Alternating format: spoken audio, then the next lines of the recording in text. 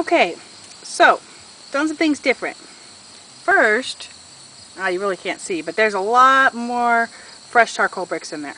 Second, and so this time instead of reaching in and grabbing a couple handfuls, I actually like poured out probably twice that much. Second, oh, it's getting really smoky. I did a little bit different. So, Streamian suggested that I take, I wad the paper underneath the chimney. And so I have one little section of newspaper, just like a single page, underneath the charcoal itself to kind of transfer over, and then I have a bigger wad underneath the whole chimney to kind of get it going. So that's that. I've got my little girl here. We'll come back to that. Also, I have Kinkajou gave me Kingston website, charcoal grill website, and I've kind of scoured that, and I've learned some more things about the vents and all that good stuff.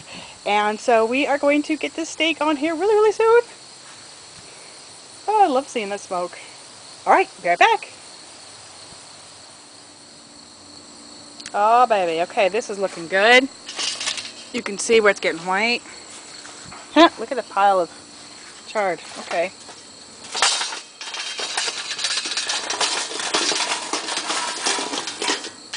Hey, fly. Shoo, fly. Alright, you can see ashes look great. We totally do have a pile of char. Alright, and I've got my grill itself that I have that I have just scrubbed up again. So there you go. We're going to shut this and get ready for the steak. Oh, man. And the wind is picked up, so hopefully there's not too much. Hey, get away, fly. This is our steak. Now these are charcoal steaks. These are basically marked down steaks. I stopped and got them at the church yesterday. A few hours ago we took them out. Sky poked them to death with forks. We went ahead and cut them down in half. Each one of these is just over a pound, so these are basically 8-ounce hunks of steak. We're good with that. I've got a nice butcher rub on them, which is one of the seasonings that I picked up in New York this summer when I was on vacation there, and we can't wait to use that. So time to get them on the grill, and I don't have a fork or tongs or anything. Be right back. Got my hand too far away. Shall we? Not drop. Not drop. Oh, I hear a sizzle. I hear a sizzle. We're going to put these suckers on. This is also about the max capacity my little thing can handle. Okay? You guys may actually be overdoing it. Alright. Cook.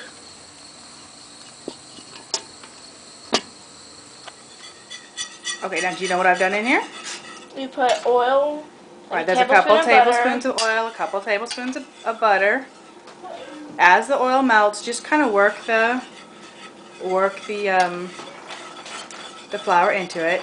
Now we're gonna actually start. Hey, baby, will you get a bit of oil on that flat griddle pan for me? Mm-hmm. Oil's on the right side of the oven. Damn. Ah! Okay, put a bit of oil in there. We're gonna saute your onions in your. That's gonna be the same pan that we use for the asparagus later. That's plenty.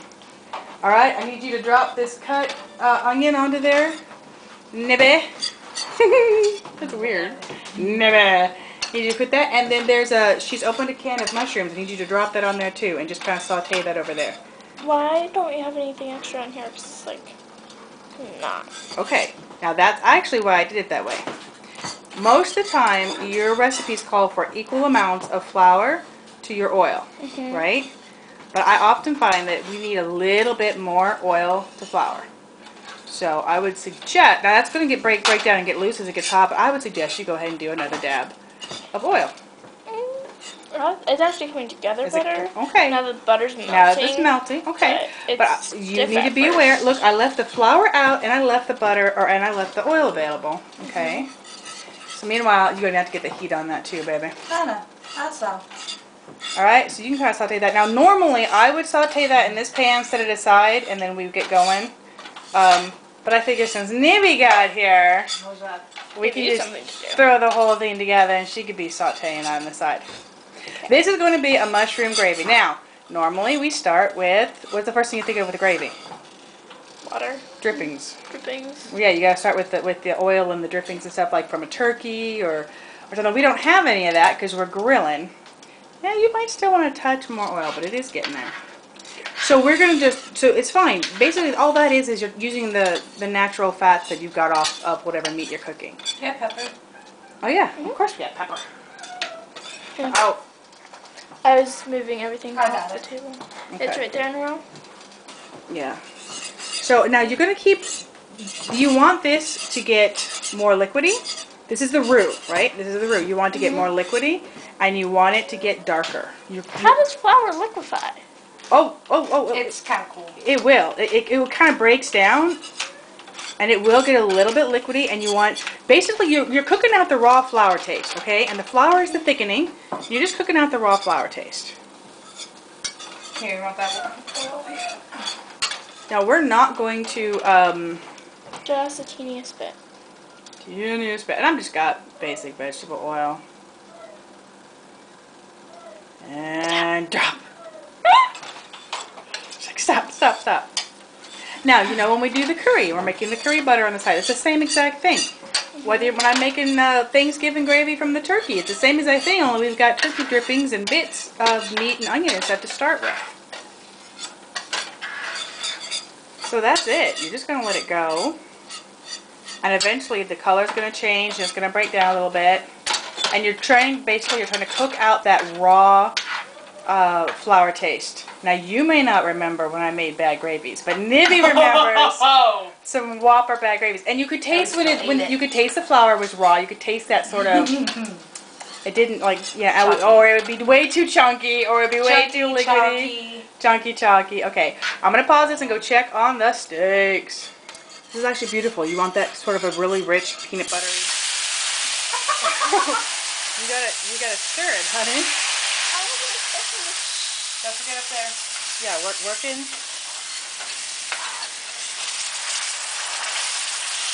How to get it all blended together, honey. Can you refill that for me, darling? Now it's gonna seem really watery, and then it's gonna get super thick again. Well, it's not watery Keep yet. adding. Yeah, you're gonna have another one, and then we'll pause. Okay. Oh, we gotta get your heat on again. I was looking at the steaks, and you know, Firedale told me when in doubt, more. I'm getting more charcoal going. So there's not so much a sear right now as there is a floof. So I'm getting another round of charcoal going. And as Nibby said, it smells so good out there. Alright, so we're just going to keep on with this. This gravy is basically it besides seasoning. And then we're going to throw our sauteed mushrooms and onions in it. And let it all simmer down. This is going to get, as the heat comes through, it's going to disperse and it's going to thicken up again. And then you could either add a touch more water as needed. Now we added water today because we don't have any broth or juices, but usually we make this with, we separate out the oil from cooking meat, and then we throw together the broth for the extra flavor. Alright, Sky says she's ready. You can see that it's gotten thicker. It's still loose, but it has gotten thicker. She's ready for it. She's done a little bit of salt and pepper on here. She's ready to go ahead and add the mushrooms and the onion saute.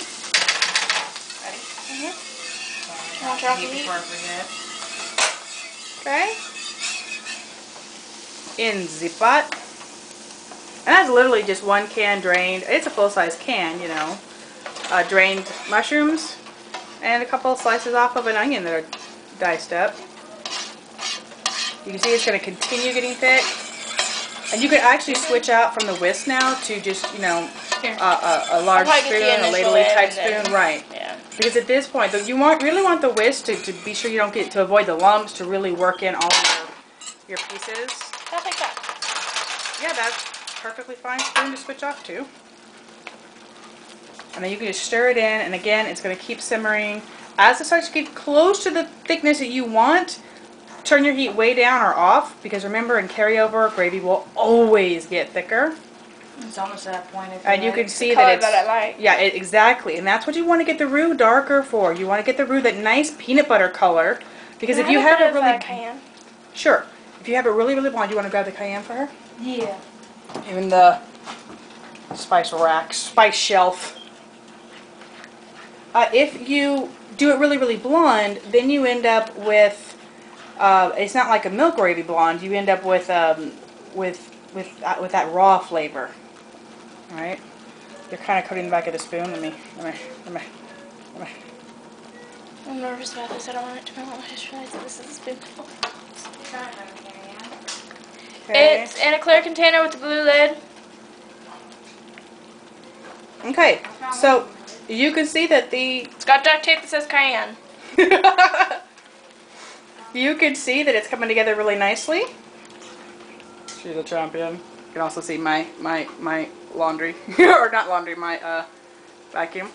She is a champion. Getting it all put together. Potatoes are gonna be ready to start mashing, and then we're gonna go ahead and cook the asparagus.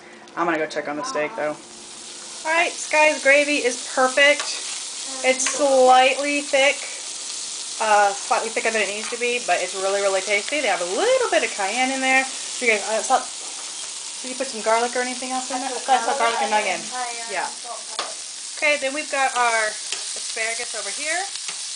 And it had just a tiny bit of oil and a little bit of butter now. Salt and pepper, so that's just about ready. Now to show you the big thing. Look at the beautiful spread. We got the banana pudding. We got the mashed potatoes. I need the asparagus. Yeah, we're going to get the asparagus put down that little spot. But guess what's missing?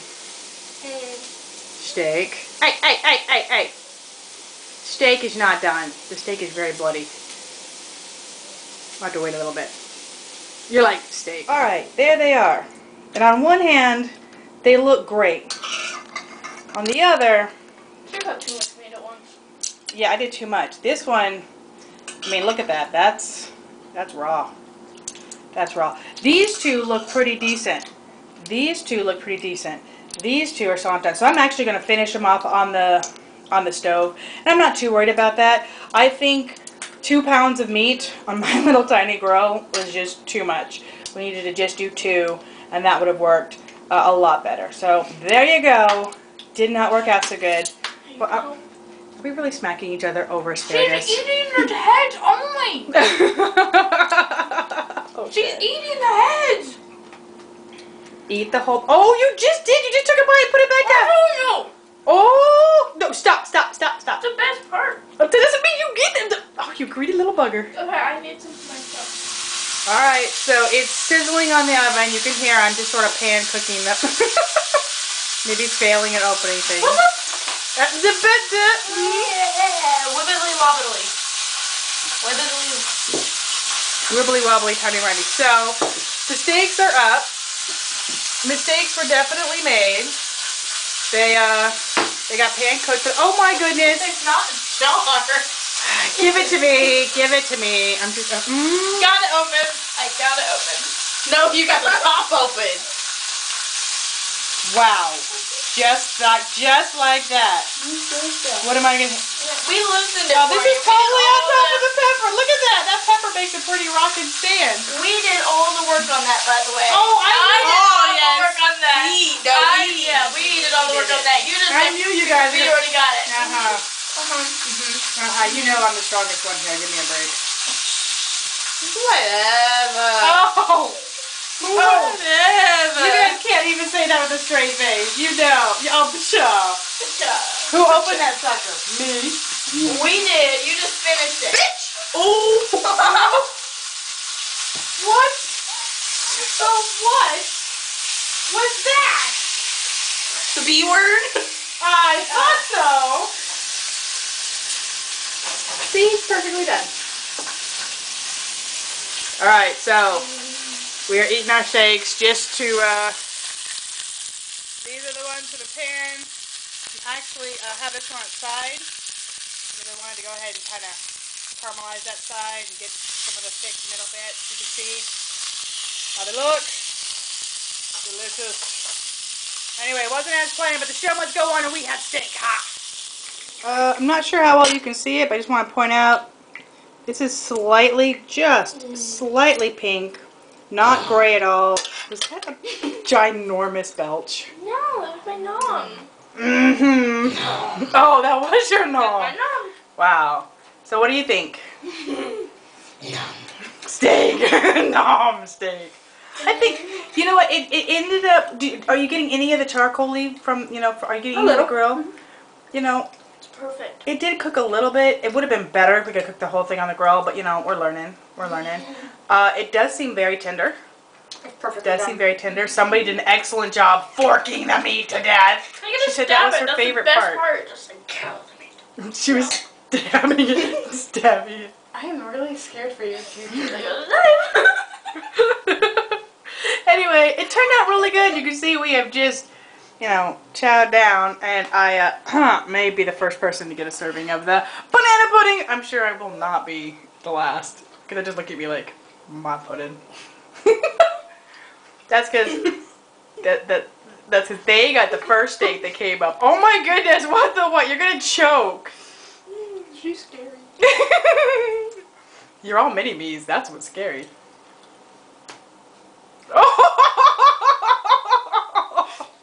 You touch my steak with that knife.